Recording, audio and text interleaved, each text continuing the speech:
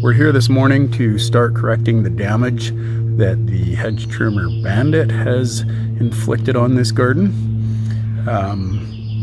There's a lot of plants that need to be pruned, and they have literally gone through and shaped everything with hedge trimmers. So let's take a walk through and I'll show you what we're going to be doing today. We're starting here with the hibiscus. Again, this has all been hit with a hedge trimmer. All these hydrangeas, all these tags that are on here, these come from the nursery. There's a lot of hibiscus that have just been brutalized. I'm gonna guess that everything that is dead is buried too deep. This is a false spirea. They made an attempt at shaping the elderberry. We're not going to be touching the cedars today. All these bushes and shrubs in here, these are all hibiscus as well. The soil has been piled up around the base of this, so I don't know if this is even alive or not. We will find out. This maple tree is about 40 to 50 years old.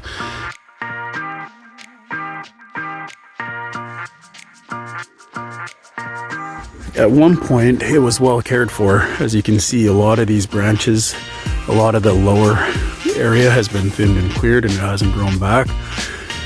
However, since over the years, there's a lot of branches like this one coming across there.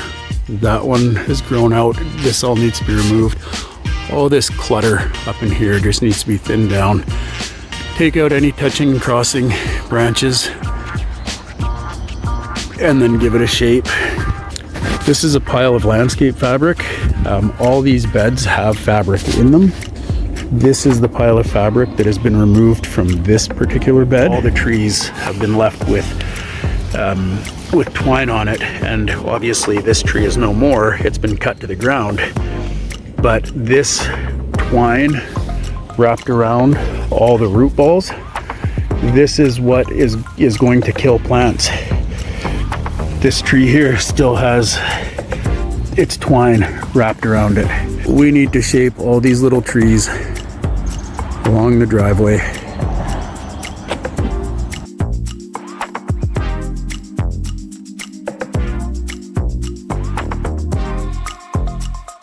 This twine is going to interfere with the roots and how they behave. Look, you see, there's all the fabric throughout this bed. So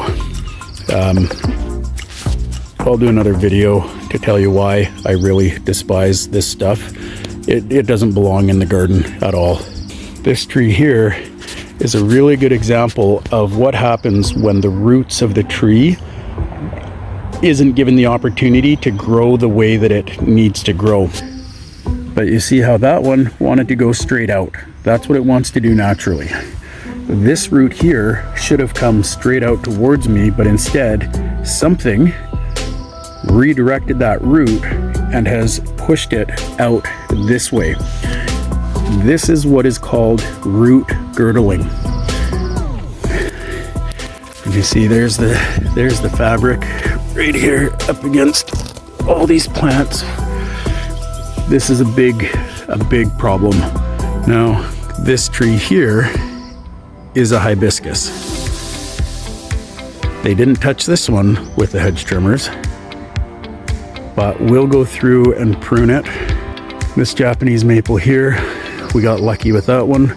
It's been pruned, not with a hedge trimmer, but there is a lot of thinning and work that needs to be done to that tree.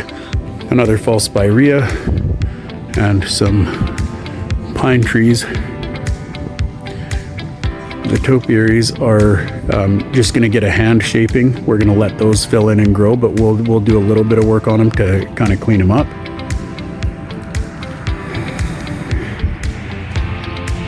And the hydrangea all need to get pruned and dialed back in. This little pine tree in the back corner isn't doing very well.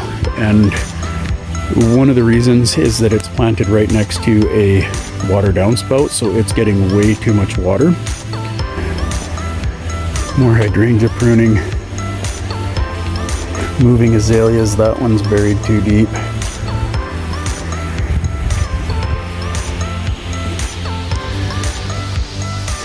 And over here, we're gonna do some exploring. With all that twine that's on the base there, we're gonna be able to cut that all out and pull it. I think we're gonna find the galvanized wire cage that it's in as well. And this area here is all going to get detailed. There's 3 Japanese maples, there's the evergreens, there's hibiscus, there's hydrangea. Yeah, we got our work cut out for us.